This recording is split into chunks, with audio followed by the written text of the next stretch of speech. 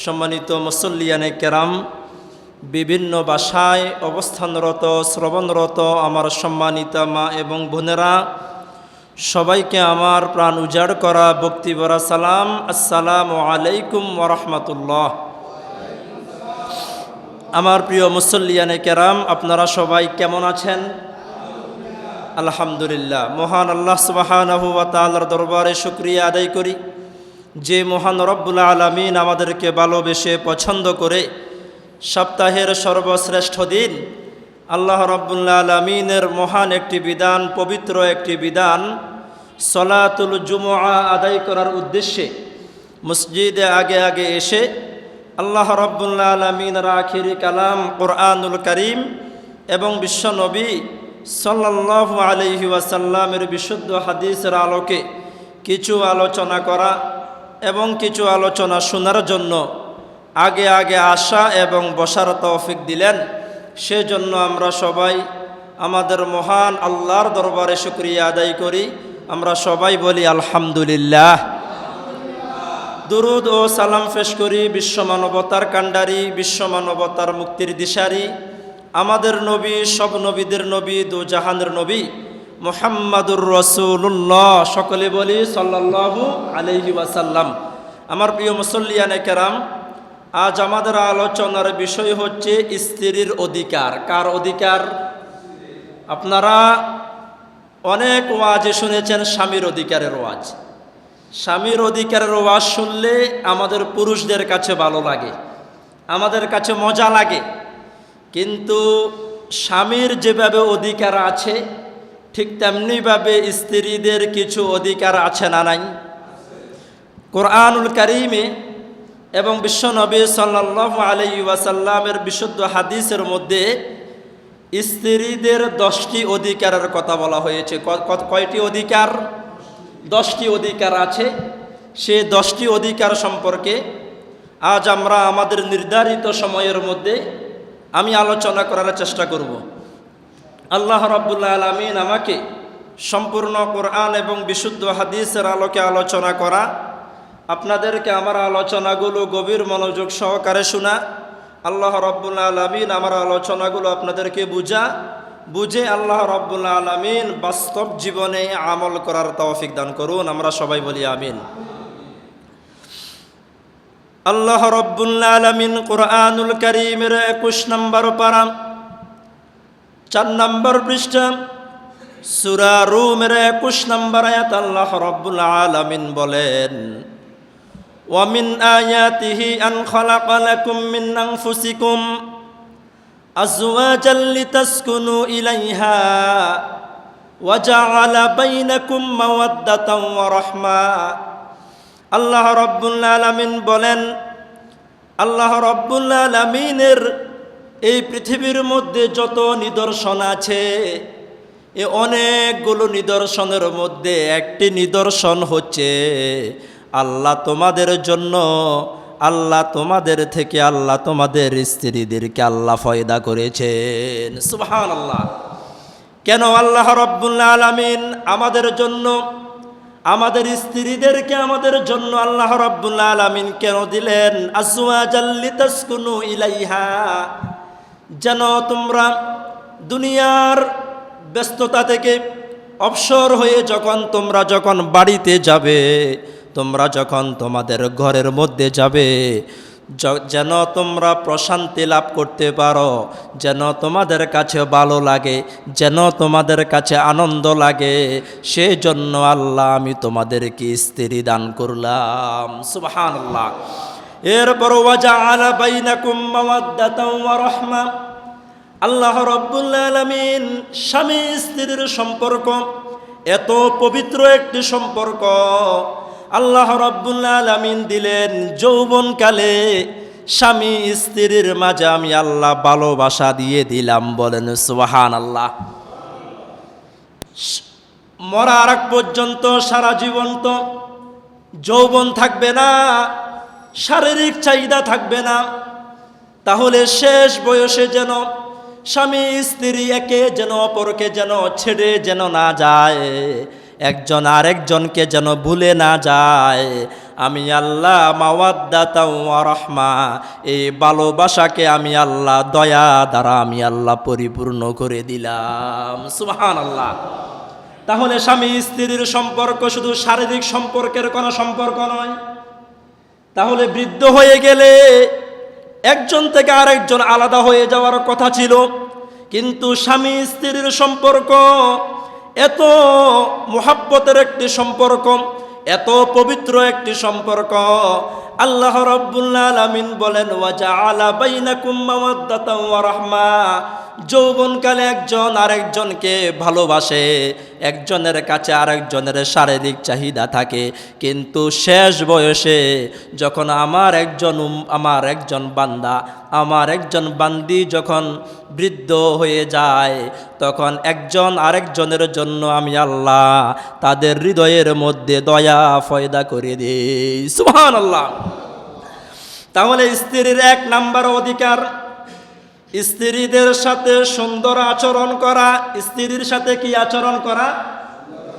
আল্লাহ রাব্বুল আলামিন কুরআনুল কারীমের 4 নাম্বার পারা সূরা নিসার 19 নাম্বার আয়াত আল্লাহ রাব্বুল আলামিন বলেন ওয়া আশিরুহুন্না বিল মারুফ, তোমরা তোমাদের স্ত্রীদের সাথে সুন্দরভাবে তোমরা বসবাস করো। বলেন সুবহানাল্লাহ। ফাইন কারিহতুমুহুন্না ফাআসা আন তাকরাহু শাইয়া, এই পৃথিবীতে সবার স্ত্রী সুরসী, রূপসী, সুন্দরী, যুবতী সবার স্ত্রী হবে না। এই পৃথিবীর সব মা বোনেরা কি দেখতে কি অনেক সুন্দর?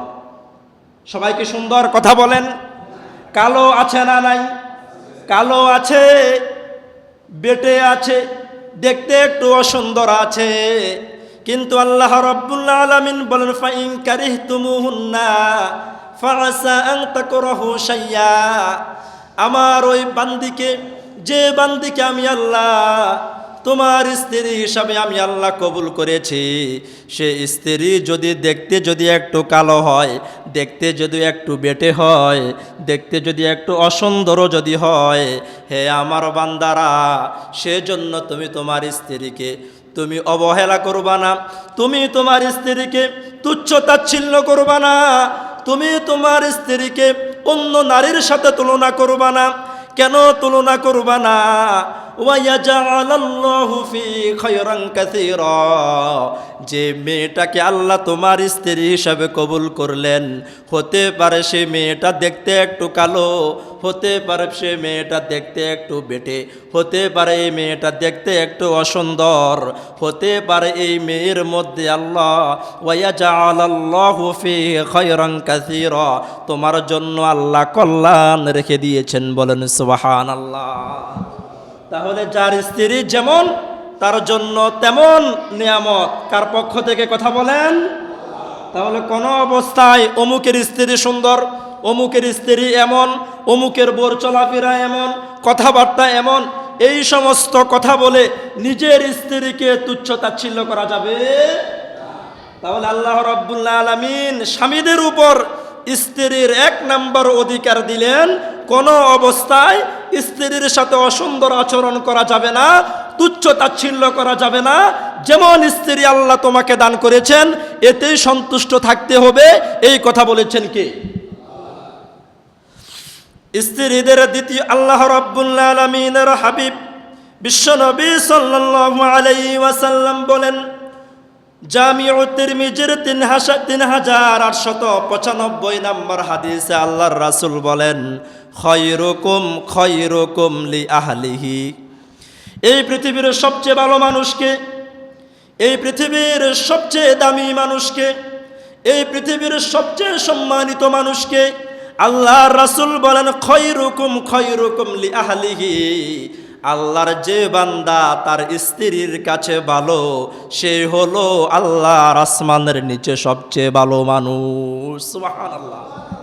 তাহলে হুজুরের কাছে আপনি মুসল্লি হিসাবে অনেক ভালো মুসল্লি, এলাকার মানুষের কাছে আপনি অনেক ভালো মানুষ, কিন্তু আপনার স্ত্রীর কাছে যদি আপনি ভালো মানুষ যদি হতে না পারেন, আল্লাহর রাসূল বলেন সে এখনো ভালো মানুষ হতে পারে।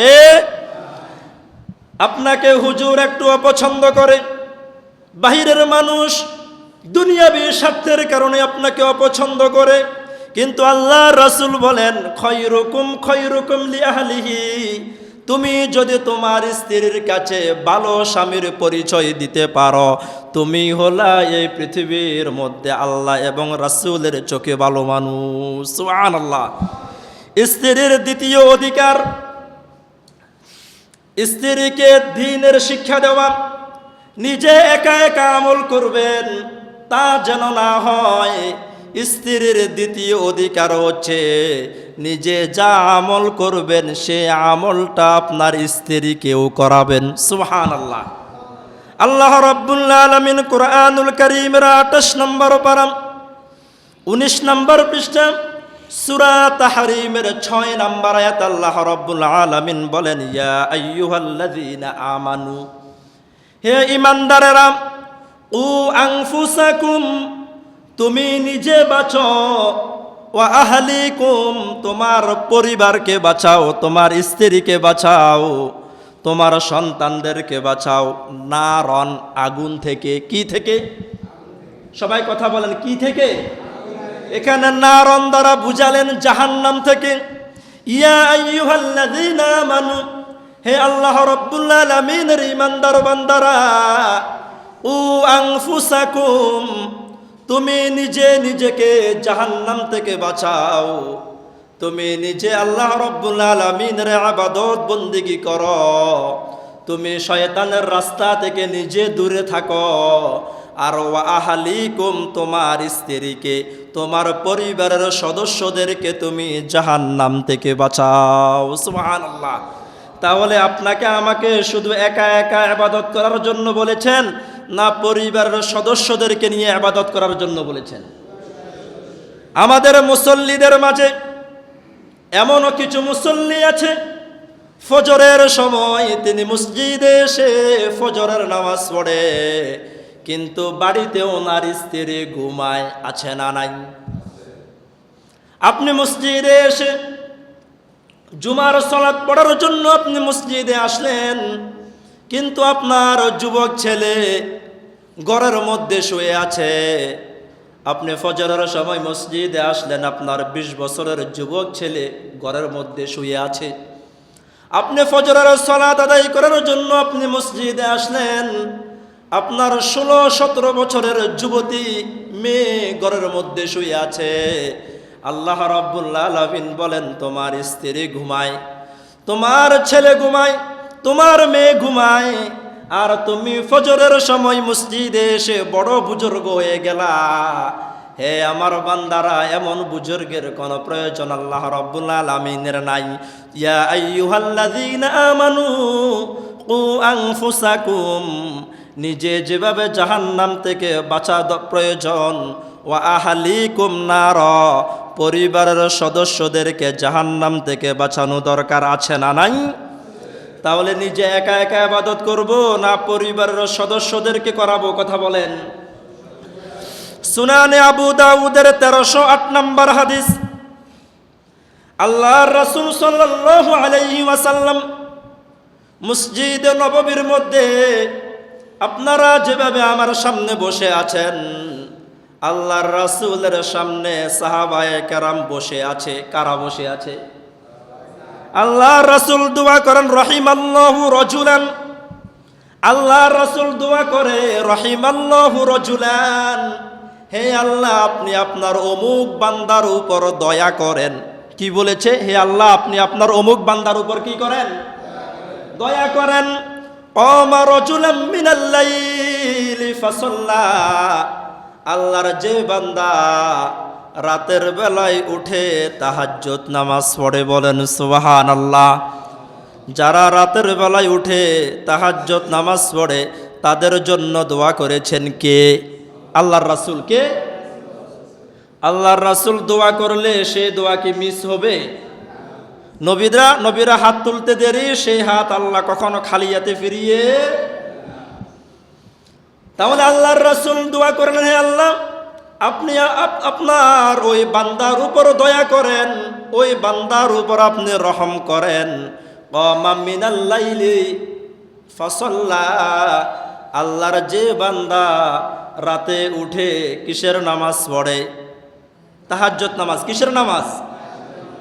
এ তাহাজ্জুদ নামাজ সে একা একা পড়ে না। ওয়াইকাযা ইমরাআতাহু, সে তাহাজ্জুদ নামাজ একা একা পড়ে না, সাথে সে তার ওয়াইকাযা ইমরাআতাহু, সে তার স্ত্রীকেও সাথে তাহাজ্জুদ নামাজ পড়ায়। সুবহানাল্লাহ। তাহলে আল্লাহর রাসূল বলেছেন, আল্লাহ আপনি আপনার ওই বান্দার উপর দয়া করেন, ওই বান্দার উপর রহম করেন যে বান্দা তাহাজ্জুদ নামাজ একা একা পড়ে না স্ত্রীকে নিয়ে পড়ে।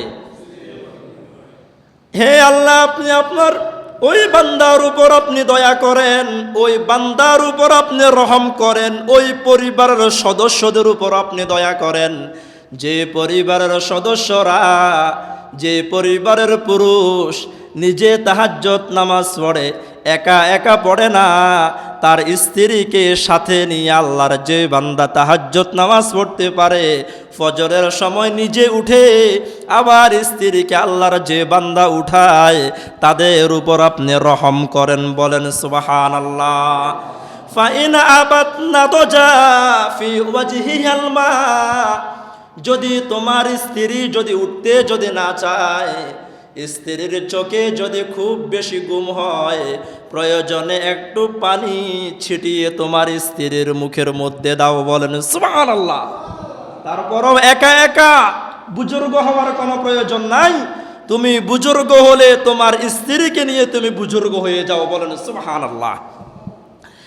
স্ত্রীর 3 নম্বর অধিকার, আল্লাহর কোনো বান্দা যদি একাধিক বিয়ে করে তাহলে সে যেন স্ত্রীদের মাঝে সমতা রক্ষা করে।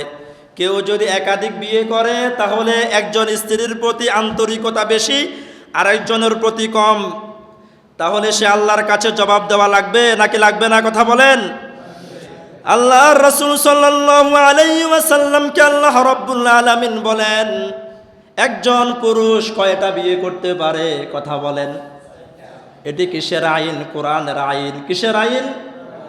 এখন আমরা সবাই জানি একজন পুরুষ একসাথে 4টা বিয়ে করতে পারে, কিন্তু আল্লাহ রাব্বুল আলামিন বলেন, ফাইন খিফতুম, যদি তুমি আশঙ্কা করো, যদি তুমি ভয় করো, যদি তুমি মনে করো আল্লাহ তাআদিলু, তুমি একাধিক বিয়ে করলে ইনসাফ করতে পারবে না। একাধিক বিয়ে করলে কি করতে পারবে না? তাহলে ফাওয়াহিদাত, কয়টা বিয়ে করবা? ভালোভাবে বুঝেন। শুধু 4টা বিয়ে করা সুন্নত, 4টা বিয়ে করা সুন্নত সুন্নত বলে জিকির করেন, কিন্তু আল্লাহ রাব্বুল আলামিন বলে, হ্যাঁ 4টি পর্যন্ত আমি আল্লাহ রাব্বুল আলামিন জায়েজ করেছি, কিন্তু ফাইন খিফতুম, যদি তুমি মনে করো, তুমি নিজে নিজে সম্পর্কে তুমি জানো সব স্ত্রী একরকম হবে না, সবার শারীরিক গঠন একরকম হবে না, সবার সৌন্দর্য একরকম হবে না, তুমি যদি মনে করো একাধিক স্ত্রী যদি তোমার থাকে, আল্লাহ তাআদিলু, তুমি ইনসাফ করতে পারবে না, তোমার কোনো স্ত্রীর উপর জুলুম হয়ে যাওয়ার সম্ভাবনা আছে, তাহলে তোমার জন্য ফাওয়াহিদা, বিয়ে কয়টা? সবাই কথা বলেন, বিয়ে কয়টা? কি করতে না পারলে? আসলে ইনসাফ করা কি বর্তমান সময়ে সম্ভব না অসম্ভব? অনেক কঠিন নয়? এবার আপনি যদি ইনসাফ করতে পারবেন না, এরপরেও যদি আপনি 4টা বিয়ে যদি আপনি করেন, একাধিক বিয়ে যদি আপনি করেন, কি হবে? আল্লাহর রাসূল সুনান নাসাঈর 3942 নম্বর হাদিস, আল্লাহর রাসূল বলেন, মান কানা লাহু ইমরাআতান, আল্লাহর একজন বান্দার স্ত্রী আছে 2টা, কয়টা? কথা বলেন। অথবা এর চেয়ে বেশি আছে, ইয়ামিলু লি আহাদিহিমা লি ইহদাহুমা আলাল উখরা, আল্লাহর বান্দা একাধিক বিয়ে করেছে, এবার একাধিক বিয়ে করার পর তার একটা স্ত্রীর শারীরিক গঠন অনেক সুন্দর, আর একটা স্ত্রীর দেখতে একটু অসুন্দর। প্রথম স্ত্রীর বয়স অনেক বেশি হয়ে গেল, দ্বিতীয় স্ত্রী এখনো অনেক সুন্দর যুবতী এখনো। তো আল্লাহর রাসূল সাল্লাল্লাহু আলাইহি ওয়াসাল্লাম বলেন, আল্লাহর ওই বান্দা যদি প্রথম স্ত্রীর কথা যদি ভুলে দ্বিতীয় স্ত্রীর উপর যদি বেশি দুর্বল হয়ে যায়, অথবা প্রথম স্ত্রীর প্রতি আন্তরিকতা যদি বেশি হয়, দ্বিতীয় স্ত্রীর যদি খোঁজ খবর যদি না রাখে, যা ইয়াউমাল কিয়ামাতি, আল্লাহর বান্দা কিয়ামতের দিন, আহাদু শিক্কাইহি মাইলুন, আল্লাহর বান্দার দেহর এক পাশ অনেক নিচু হয়ে যাবে, আর এক পাশ আল্লাহ উঁচু করে দিবেন। বলেন নাউজুবিল্লাহ। কেমন? আপনার এই থেকে এই পর্যন্ত দেখেন, এদিকে তাকান, এই শরীরের এই অংশটা একদম নিচের দিকে নামিয়ে দিবেন, আর এই অংশটা আল্লাহ অনেক উঁচু করে দিবেন। তাহলে আপনাকে দেখতে সুন্দর লাগবে না অসুন্দর লাগবে? আর কোনো মানুষের পা যদি একটা যদি অনেক লম্বা হয় আর একটা যদি অনেক ছোট হয়, হাঁটা চলা করতে সুবিধা না অসুবিধা? কষ্ট না শান্তি? কথা বলেন। তো আল্লাহর রাসূল বলেন একাধিক বিয়ে করা জায়েজ, কিন্তু তুমি যদি ইনসাফ যদি করতে না পারো, হক যদি আদায় করতে না পারো, যদি এক স্ত্রীর প্রতি আন্তরিকতা বেশি দেখাও, আরেকজনের খোঁজ খবর যদি না নাও, কিয়ামতের দিন কোটি কোটি মানুষের সামনে তোমার শাস্তি হচ্ছে, তোমার দেহের একটি অংশ আল্লাহ ছোট করে দিবেন, আর একটা অংশ আল্লাহ কি করে দিবেন? তাহলে কিয়ামতের ময়দানে কোটি কোটি মানুষ দেখবে এতে জালেম, এর একাধিক স্ত্রী ছিল, এক স্ত্রীর উপর ইনসাফ করেছে, আবার আরেক স্ত্রীর উপর কি করেছে? কথা বলেন। এর মানে কি 4 বিয়ে করা হারাম বলেছি আমি? 4 বিয়ে করা তার জন্য জায়েজ যে ইনসাফ করতে পারবে, আর যে ইনসাফ করতে পারবে না তার জন্য 4 বিয়ে করা জায়েজ না হারাম? এটা কি আরাম হবে না বেরাম হয়ে যাবে? কথা বলেন। আল্লাহ রাব্বুল আলামিন আমাদেরকে দ্বীনের এই বিষয়টি আল্লাহ রাব্বুল আলামিন বুঝার তৌফিক দান করুন। আমরা সবাই বলি আমিন। আমার প্রিয় মুসল্লিয়ানে কেরাম, স্ত্রীদের 4 নম্বর অধিকার হচ্ছে, স্ত্রী যদি স্বামীর অবাধ্য হয়, ইসলামের বিধিবিধান যদি অমান্য করে, স্বামী হিসাবে, অভিভাবক হিসাবে আল্লাহ রাব্বুল আলামিন আপনাকে বলেছেন ওয়াইযুহুন্না ওয়াহজুরুহুন্না ফিল মাদাজি ওয়াদরিবুহুন্না। আল্লাহ রাব্বুল আলামিন আপনাকে 3টা ব্যবস্থা গ্রহণ করার জন্য আল্লাহ রাব্বুল আলামিন বলেছেন। 1 নাম্বার হচ্ছে আপনি আপনার সাধ্য অনুযায়ী আপনার স্ত্রীকে প্রথমে বুঝাবেন। প্রথমে কি করবেন? প্রথমে কনি দেওয়ার জন্য বলেছেন না প্রথমে বুঝানোর জন্য বলেছে? আমাদের সমাজে এমন কিছু পুরুষ আছে, হাত থাকতে মুখে কিসের কথা? কথায় কথায় স্ত্রীর গায়ে হাত তোলে, এমন কিছু কাপুরুষ আছে না নাই? তাহলে 1 নাম্বার আল্লাহ রাব্বুল আলামিন আপনাকে বললেন তোমার স্ত্রীকে তুমি বুঝাও। 2 নাম্বার বললেন বুঝানোর উপর যদি স্ত্রী যদি না শুনে, বিছানা আলাদা করে দাও। এখানে বিছানা আলাদা মানে আপনার স্ত্রী বেডরুমে ঘুমাবে, আপনি ড্রয়িং রুমে ঘুমাবেন, বিষয়টা এমন না। আপনার স্ত্রী যেই দিকে ঘুমিয়ে আছে আপনি অন্য দিকে ফিরে ঘুমান। কি বলেছি? কথা বলেন। খাট আলাদা করার জন্য বলেছি না চেহারা অন্যদিকে ঘুরানোর জন্য বলেছি? আপনি যদি অন্য রুমে ঘুমান তাহলে আপনার স্ত্রীর মাঝে শয়তান কি দিবে? ওয়াসওয়াসা দেওয়ার সম্ভাবনা আছে না নাই? যদি কোনো স্ত্রী যদি স্বামীর কাছ থেকে অন্য বিছানায় ঘুমায়, তার উপর পুরো রাত ফেরেশতারা লানত দেয়। ফেরেশতারা কি দেয়? তাহলে স্ত্রী যদি অন্য খাটে ঘুমালে ফেরেশতারা লানত দেয়, আর আপনি স্বামী অন্য খাটে ঘুমালে ফেরেশতারা আপনার জন্য দোয়া করে নাকি? কথা আপনার জন্য দোয়া করে? তাহলে এখানে ওয়াহজুরুহুন্না ফিল মাদাজি, এর একটা ব্যাখ্যা হচ্ছে আপনি খাট আলাদা করে দিবেন, বিষয়টা এমন নয়। আপনার স্ত্রীকে সামান্য একটু আঘাত করার জন্য, সামান্য একটু শাস্তি দেওয়ার জন্য স্ত্রীর দিকে না ফিরে অন্যদিকে কি করা? ঘুমানো। এরপর স্ত্রীকে শাসন করা। আল্লাহ রাব্বুল আলামিন বলেছেন এরপরও যদি তোমার স্ত্রী যদি তোমার কথা যদি না শুনে, ওয়াদরিবুহুন্না, স্ত্রীকে আঘাত করা যাবে। কি করা যাবে? কথা বলেন। তবে আঘাতটা কিভাবে করতে হবে? সুনানে আবু দাউদের 2142 নম্বর হাদিসে আল্লাহর রাসূল বলেন, আল্লাহর রাসূলকে প্রশ্ন করা হলো মা হাক্কু যাওজাতি আহাদিনা আলাইহি, হে আল্লাহর রাসূল আমাদের স্ত্রীদের কি অধিকার আমাদের উপর আছে? বলেন সুবহানাল্লাহ। প্রশ্ন করেছে ইয়া রাসূলুল্লাহ, স্বামীর অনেক অধিকারের ওয়াজ তো শুনলাম, ইয়া রাসূলুল্লাহ আমাদের স্ত্রীদের কি অধিকার আছে? আল্লাহর রাসূল বলেন, ক্বালা আন তুতিমাহা ইযা তুইমতা, তুমি যা খাবে তোমার স্ত্রীকেও তুমি তা খাওয়ানোর ব্যবস্থা করবে। বলেন সুবহানাল্লাহ। এবার আল্লাহর বান্দা বড় একটা মাছ বাজার থেকে নিয়ে গেল। আল্লাহর বান্দার কাছে মাছের মাথাও তার কাছে ভালো লাগে, মাছের লেজও তার কাছে ভালো লাগে। ওই ঘরের পুরুষের কাছে মাছের ফেটটাও কি লাগে? তো আপনার কাছে মাছের মাথাও আপনার কাছে মজা লাগে, মাছের লেজটাও আপনার কাছে খুব মজা লাগে, মাছের ফেটি আপনার কাছে খুব মজা লাগে। তাহলে আপনার স্ত্রীর কাছে কি মাছের মাথা একদিনও খেতে মন চায় না? তার কাছে কি মাছের ফেটটা খেতে একদিন কি মন চায় না? কথা বলেন। আমরা এমন অনেক পুরুষ আছি, মাছের মাথাটাও আমাদের প্রিয়, মাছের লেজ আমাদের অনেক প্রিয়, মাছের ফেটি আমাদের অনেক বেশি প্রিয়। তো ঘরে কি আর মানুষ নাই? তা আল্লাহর রাসূল বলেন, ক্বালা আন তুতিমাহা ইযা তুইমতা, তুমি যা খাবে তোমার স্ত্রীকে তা খাওয়ানোর চেষ্টা করবা। অনেক সময় দেখা যায় আমরা পুরুষেরা অনেক সময় অনেক দাওয়াতে যাই, যেই দিন আপনি বিয়েতে গেলেন 5-7-10 আইটেমের তরকারি দিয়ে আপনি খাওয়া খেলেন, এমনও দেখা যায় আপনার স্ত্রী আপনার সন্তানেরা সেই দিন ডিম দিয়ে ভাত খায়। আছে না নাই? তাহলে একজন পুরুষ হিসাবে আমাদের দায়িত্ব, আমাদের যেহেতু আমরা পুরুষেরা সমাজের মধ্যে সামাজিক অনেক অনুষ্ঠানে আমরা যেতে হয়, যদি আমরা সামাজিক অনুষ্ঠানে যাই, সুন্নাহ হচ্ছে সেখানে আমরা 5-7 আইটেমের তরকারি দিয়ে খাওয়া খাবো। ঘরে তো আর 5-7 আইটেমের তরকারি সবার পক্ষে ব্যবস্থা করা সম্ভব নয়, অন্তত একটা ভালো তরকারির ব্যবস্থা করে দিয়ে যাব। রাজি আছেন? এটি স্ত্রীর অধিকার, পরিবারের সদস্যদের অধিকার।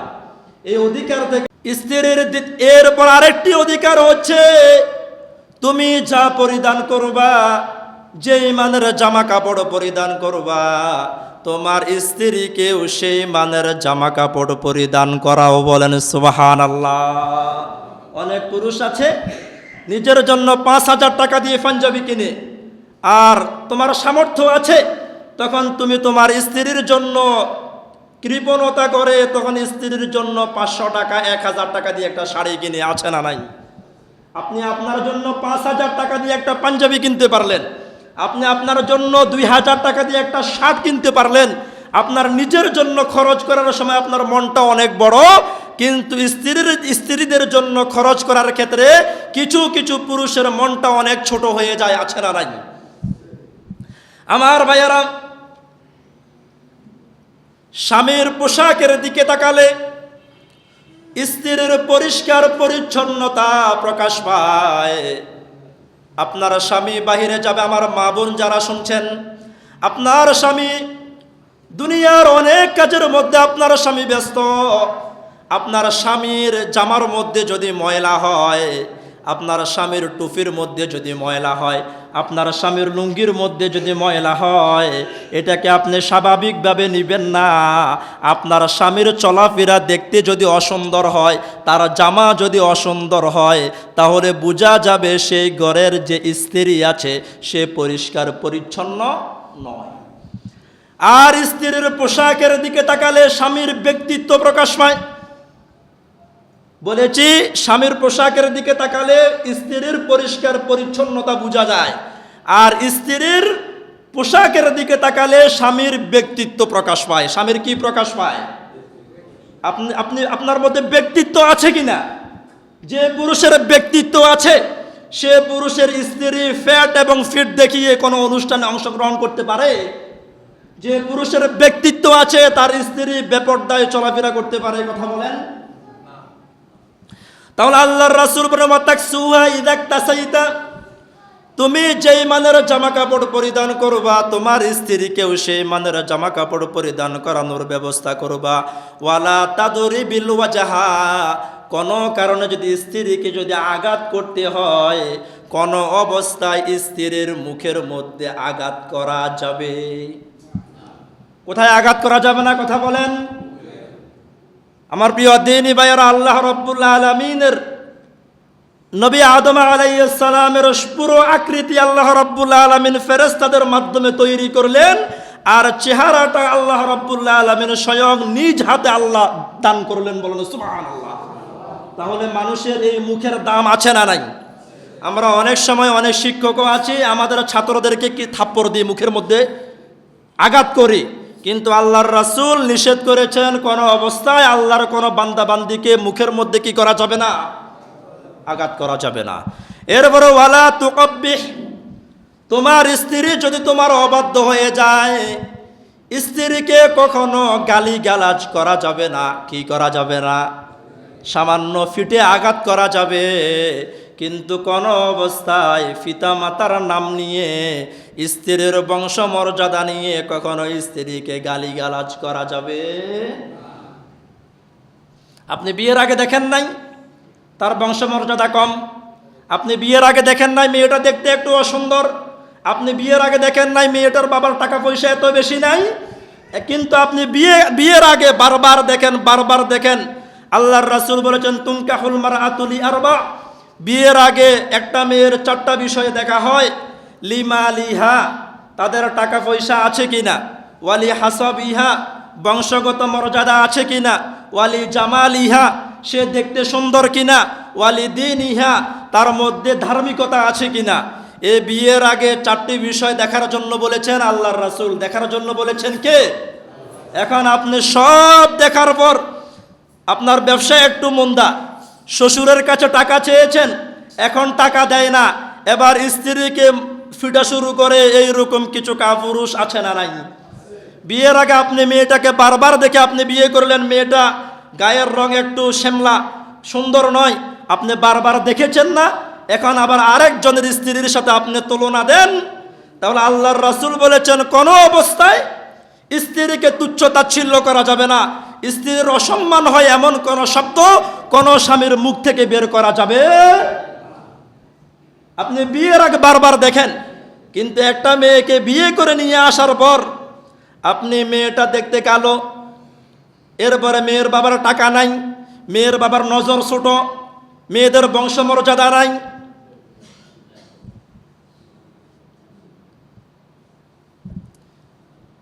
তাহলে বিয়ের পর কোন অবস্থায় মেয়েদেরকে গালি দেওয়া যাবে? আমার প্রিয় মুসল্লিয়ানে কেরাম, একজন স্ত্রীর 5 নম্বর অধিকার হচ্ছে, আমাদের দেশে এমনও কিছু পুরুষ আছে বিয়ে করে মনে হয় যেন মেয়েটাকে সে কিনে ফেলেছে, আছে না নাই? বাবার বাড়িতে যেতে চাইলে অনুমতি দেয় না, তার মা অসুস্থ, তাকে তা যাওয়ার জন্য কোনো সুযোগ দেয় না। কিন্তু আল্লাহর রাসূল বলেছেন কাখরুজিহা লিত-তালিমি ওয়া তাআল্লুম, একজন মহিলা শিক্ষা গ্রহণ করার জন্য প্রয়োজনে সে বাহিরে যেতে পারবে পর্দার সহিত। কিসের সহিত? বুঝেন, 1 নাম্বার কি বলেছে? কাখরুজিহা লিত-তালিমি ওয়া তাআল্লুম, কাউকে নিজে শিখা অথবা কাউকে শিখানোর জন্য, ইসলামের কোনো বিষয় শেখার জন্য সে চাইলে কোথায় যেতে পারবে? পর্দার সহিত বাহিরে যেতে পারবে। আবিন নাসিহা, ওয়াজ শোনার জন্য সে চাইলে পর্দার সহিত ঘরের বাহিরে যেতে পারবে। আও ইয়াদাতুল মারিদ, তার আত্মীয় স্বজন যদি অসুস্থ হয় তাহলে সে আত্মীয় স্বজনকে দেখার জন্য যেতে পারবে, নাকি পারবে না? এটি স্ত্রীর অধিকার নয়? কথা বলেন। আপনি তো, আমি মনে করি একটা বিয়ে করে একটা মেয়েকে কিনে ফেললাম, কিন্তু আল্লাহর রাসূল বলেন আও ইয়াদাতুল মারিদ, তার আত্মীয় স্বজন যদি অসুস্থ হয় দেখার জন্য যাওয়ার ব্যবস্থা করে দেওয়া স্বামীর উপর স্ত্রীর কি অধিকার? স্বামীর উপর স্ত্রীর কি? কথা বলেন। এ ওয়াজিয়ারাতুল আকরিবাত তাইয়িবিন, 4 নাম্বার হচ্ছে মাঝে মাঝে তার আত্মীয় স্বজনের বাড়িতে বেড়ানোর সুযোগ করে দেওয়া স্ত্রীর অধিকার। বলেন সুবহানাল্লাহ। কোন কারণে আপনার ভাড়ার সাথে আপনার মনোমালিন্য হয়েছে, এবার আপনি নিজে তো যান না, আপনার স্ত্রীকে বলেন খবরদার, তুই যদি যাস তাহলে আমার বাড়িতে আর আসার সুযোগ নাই। এইরকম কিছু বেয়াদব আছে না নাই? বাবার বাড়িতে, শ্বশুর বাড়িতে কোনো কারণে সে যায় না, কিন্তু স্ত্রীকেও যাওয়ার জন্য কোনো সুযোগ। কিন্তু আল্লাহর রাসূল সাল্লাল্লাহু আলাইহি ওয়াসাল্লামের পক্ষ থেকে একজন স্বামীর উপর স্ত্রীর অধিকার হচ্ছে সে চাইলে তার বাবার বাড়িতে, তার বোনের বাড়িতে, তার ভাইয়ের বাড়িতে, তার খালার বাড়িতে, তার নানার বাড়িতে যদি যেতে চায় যেতে দেওয়া তার অধিকার না আবদ্ধ রাখা তার অধিকার? কথা বলেন। তাহলে আমরা এই ব্যাপারে আমরা তাদের হক নষ্ট করব না, রাজি আছেন? স্ত্রীদের 6 নম্বর অধিকার, ওয়ালাহুন্না মিসলুল্লাযী আলাইহিন্না বিল মারুফ। স্বামীর যেভাবে অধিকার আছে স্ত্রীদের অধিকার আছে না নাই? স্ত্রীর কি অধিকার? আল্লাহর রাসূল সাল্লাল্লাহু আলাইহি ওয়াসাল্লাম বাইহাকি শরীফের 1478 নম্বর হাদিস আল্লাহর রাসূল বলেন, ইন্নী লা উহিব্বু আন ইয়াতাযায়্যানা লিল মারআ। আমি আল্লাহর রাসূল মাঝে মাঝে একটু সাজি। আল্লাহর রাসূল মাঝে মাঝে কি করেন? একটু সাজগোজ করেন। কেন সাজগোজ করেন? আল্লাহর রাসূল বলেন, আমি আমার স্ত্রীদের জন্য একটু পরিপাটি হই। সুবহানাল্লাহ। কিন্তু আমরা পুরুষেরা সব সময় চাই আমাদের স্ত্রীদের একবার রাজরানীর মতো থাকুক, কিন্তু এদের চুলগুলো একবারে পাগলের মতো, আছে না নাই?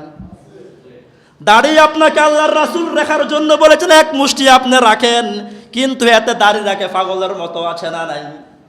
এরপরে স্ত্রী সব সময় স্ত্রীর মুখ থেকে সুগন্ধি বের হোক এটা চায়, কিন্তু এতে দিনের মধ্যে 3-4 প্যাকেট সিগারেট খায়, আছে না নাই?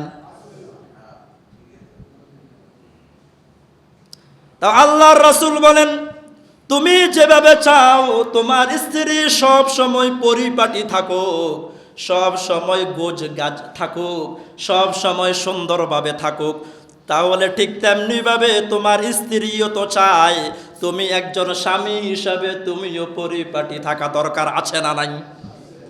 তাহলে আপনার স্ত্রী শুধু স্বামীর অধিকার, স্ত্রী সব সময় সেজে গুজে থাকবে বিষয়টা এমন নয়। আপনি স্বামী হিসাবে আপনারও তো দায়িত্ব মাঝে মাঝে একটু নিজেকে পরিপাটি করা দরকার, আছে না নাই?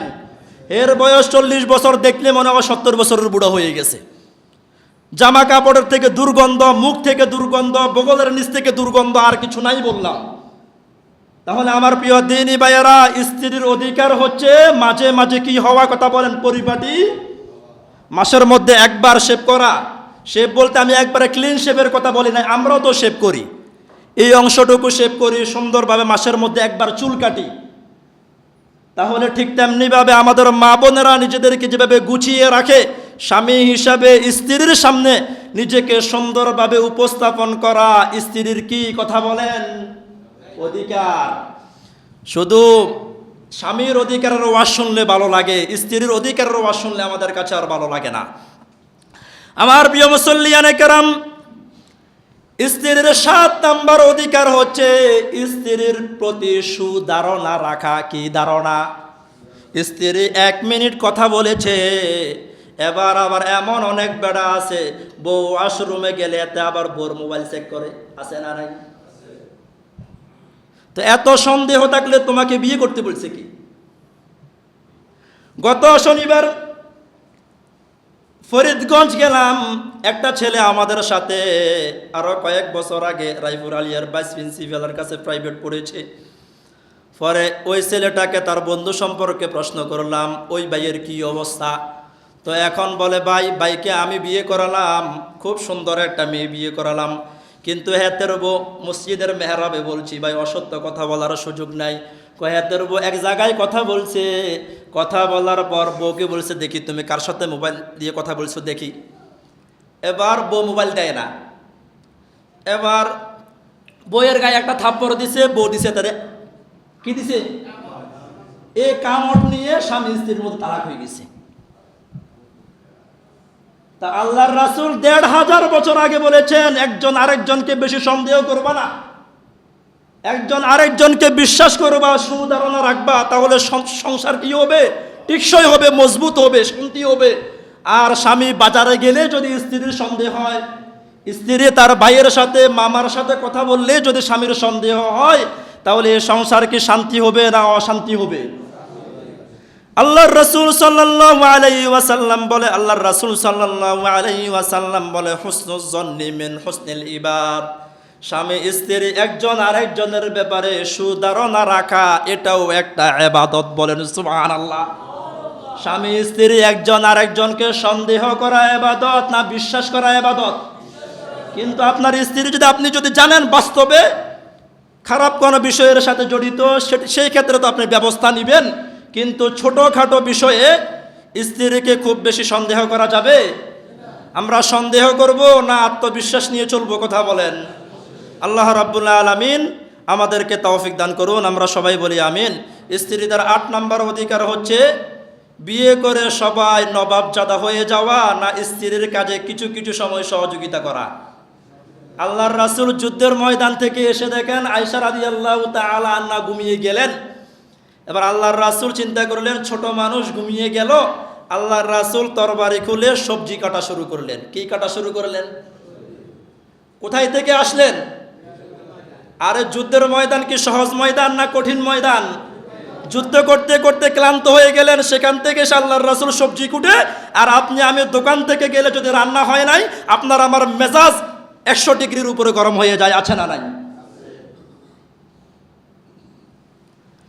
আল্লাহ রাসূল সাল্লাল্লাহু আলাইহি ওয়াসাল্লামকে আয়েশা রাদিয়াল্লাহু তাআলা আনহাকে প্রশ্ন করলো, ইয়ামালু ফি বাইতিহি কানা রাসূলুল্লাহ সাল্লাল্লাহু আলাইহি ওয়াসাল্লাম ইয়ামালু ফি বাইতিহি। হে আম্মা জান, আপনি বলেন আল্লাহর রাসূল ঘরের মধ্যে কি কি কাজ করেন? সুবহানাল্লাহ। এরপর আল্লাহর রাসূল সম্পর্কে আয়েশা রাদিয়াল্লাহু তাআলা আনহা বলেন, ইয়াফলি সাওবাহু, আল্লাহর রাসূলের কখনো যদি জামার কোনো অংশ যদি ছিঁড়ে যায়, আল্লাহর রাসূলের 11 জন স্ত্রী, খাদিজা তো আগে মারা গেলেন, তাও 10 জন স্ত্রী। আল্লাহর রাসূল তো বলতে পারতেন তুমি অমুক আমার এটা কি করে দিও, সেলাই করে দিও। আয়েশা রাদিয়াল্লাহু তাআলা আনহা বলেন, ইয়াফলি সাওবাহু, আল্লাহর রাসূলের জামার কোনো অংশ যদি ছিঁড়ে যেত, আল্লাহর রাসূল নিজে বসে বসে তা সেলাই করতেন। বলেন সুবহানাল্লাহ। ওয়া ইয়াহলুবু শাতাহু, এরপর ছাগলের দুধ আল্লাহর রাসূল নিজে দহন করতেন। বলেন সুবহানাল্লাহ। ওয়া ইয়াখুদুমু নাফসাহু, আর আল্লাহর রাসূল নিজের কাজ নিজে করা পছন্দ করতেন। বলেন সুবহানাল্লাহ। আমরা তো অনেক এমন পুরুষ আছে গোসল করে লুঙ্গিটা পর্যন্ত ধোয়ার সময় আমাদের নাই। আমাদের জামা কাপড় তো আমাদের স্ত্রীরা রহম করে দয়া করে ধুয়ে দেয়, কিন্তু গোসল করে আমরা এমন নবাবজাদা হয়ে যাই বিয়ের পর, লুঙ্গিটা পর্যন্ত ধোয়ার সময় আমাদের নাই। কিন্তু স্বয়ং আল্লাহর রাসূল নিজে নিজের কাজ করতেন নাকি করতেন না? কথা বলেন। এরপর আমার সময় শেষ। রাসূল সাল্লাল্লাহু আলাইহি ওয়াসাল্লাম স্ত্রীর 9 নাম্বার অধিকারের কথা বলেছেন, স্ত্রীর স্থায়ী কোনো ক্ষতি করা যাবে না। কি বলেছি? অস্থায়ী না, স্থায়ী কোনো ক্ষতি করা যাবে। আমাদের কোনো হায়াতের কি কোনো গ্যারান্টি আছে? আমি বিয়ে করলাম, ধরেন এখনও তো আমি যুবক মানুষ, আপনাদের ভাবির বয়স কি এখনও অনেক কম না? এখন আমি যদি ওনারা স্থায়ী কোনো ক্ষতি করে দেই, এখন আমি যদি হঠাৎ করে মারা যাই, এই মেয়েটা কি অন্য জায়গায় বিয়ে বসতে হবে না? হবে নাকি হবে না? কথা বলেন। আমি আমার পরিচিত আমার বাড়ির এক ভাবিকে দেখলাম, উনি কি করেছে, উনি দ্বিতীয় সন্তান হওয়ার পর উনি ওনার জরায়ু কেটে ফেলেছেন। কয়েক বছরের ব্যবধানে ওনার স্বামী মারা গেলেন। স্বামী মারা যাওয়ার পর এমন ভালো জায়গায় বিয়ে হয়েছে, নূর আহমদ মাওলানা আমাদের এলাকার, উনি বিয়ে করেছেন। কিন্তু এখন ওই মহিলাকে আর সন্তান দিতে পারবে? কথা বলেন। স্থায়ী একটা ক্ষতি হয়ে গেল না? তাহলে কোনো অবস্থায় নিজের সুবিধার জন্য, নিজের শান্তির জন্য স্ত্রীদের স্থায়ী কোনো ক্ষতি করা যাবে না, এটা খেয়াল রাখবেন। এরপর প্রিয় মুসল্লিয়ানে কেরাম, 10 নম্বর অধিকার হচ্ছে স্ত্রী কি বাহিরে প্রচার করার জিনিস না গোপন রাখার জিনিস? স্ত্রী কি রাস্তায় রাস্তায় দেখানোর জিনিস না পর্দার মধ্যে রাখার জিনিস? তো আমরা অনেক পুরুষ দায়ুস হয়ে গেলাম, নামাজ পড়ি, রোজা রাখি, আল্লাহ রাব্বুল আলামিনের কোরআন সুন্নাহর আলোচনা শুনি, কিন্তু নিজের স্ত্রীকে আমরা প্রকাশ করি। নিজের স্ত্রী বিয়েতে যায়, পর্দার কোনো খবর নাই। বিভিন্ন অনুষ্ঠানে যায়, পর্দার কোনো খবর নাই। কার সাথে কথা বলছে, বাজারে যাচ্ছে, কোনো খবর নাই। রায়পুর থেকে লক্ষ্মীপুর চলে যাচ্ছে, সাথে আপনার ছেলে নাই অথবা মাহরাম কোনো পুরুষ নাই। তাহলে আমার প্রিয় মুসল্লিয়ানে কেরাম, এটাকে আমরা স্ত্রীকে খুব বেশি ছেড়ে দেই নাই, খুব বেশি প্রকাশ করে ফেলি নাই? তাহলে স্ত্রী বাহিরে যাবে, সাথে মাহরাম থাকবে, অথবা ছেলে থাকবে, মামা থাকবে, চাচা থাকবে, ভাই থাকবে, অথবা স্বামী থাকবে। আল্লাহ রাব্বুল আলামিন স্ত্রীদের যে 9টি অধিকারের কথা বলেছি, আল্লাহ রাব্বুল আলামিন আমাকে সহ আমাদের সবাইকে আমল করার তৌফিক দান করুন। আমার প্রিয় মুসল্লিয়ানে কেরাম, স্ত্রীর 1 নাম্বার অধিকার হচ্ছে স্ত্রীর সাথে সুন্দর ব্যবহার করা। 2 নাম্বার অধিকার হচ্ছে স্ত্রীকে নিজে যেভাবে আবাদত করব, স্ত্রীদেরকে আমরা ঠিক তেমনিভাবে উৎসাহিত করব। স্ত্রীদের 3 নাম্বার অধিকার হচ্ছে কারো যদি একাধিক স্ত্রী থাকে সমতা রক্ষা করবে, আর সমতা রক্ষা করতে না পারলে একাধিক বিয়ে করার কোনো সুযোগ নাই। স্ত্রীদের 4 নাম্বার অধিকার হচ্ছে স্ত্রীর চেহারার মধ্যে আঘাত করা যাবে না, স্ত্রীকে গালিগালাজ করা যাবে না। স্ত্রীদের 5 নাম্বার অধিকার হচ্ছে স্ত্রী যদি তার আত্মীয় স্বজনের বাড়িতে বেড়াতে যেতে চায় তাকে অনুমতি দিতে হবে। স্ত্রীদের 6 নাম্বার অধিকার হচ্ছে স্ত্রী যেভাবে আপনার জন্য মাঝে মাঝে পরিপাটি হয়, একজন স্বামী হিসাবে আপনাকে একটু পরিপাটি হতে হবে। স্ত্রীদের 7 নাম্বার অধিকার হচ্ছে স্ত্রীদের প্রতি সুধারণা থাকতে হবে। 8 নাম্বার অধিকার হচ্ছে স্ত্রীদের কাজে মাঝে মাঝে আমাদেরকে সহযোগিতা করতে হবে। 9 নাম্বার অধিকার হচ্ছে স্ত্রীদের স্থায়ী কোনো ক্ষতি করা যাবে না। 10 নাম্বার অধিকার হচ্ছে স্ত্রীদেরকে খুব বেশি প্রকাশ করা যাবে না। যে 10টি অধিকার সম্পর্কে আজ আমরা আলোচনা করেছি, আল্লাহ রাব্বুল আলামিন আমাকে সহ আপনাদের সবাইকে আল্লাহ আমল করার তৌফিক দান করুন।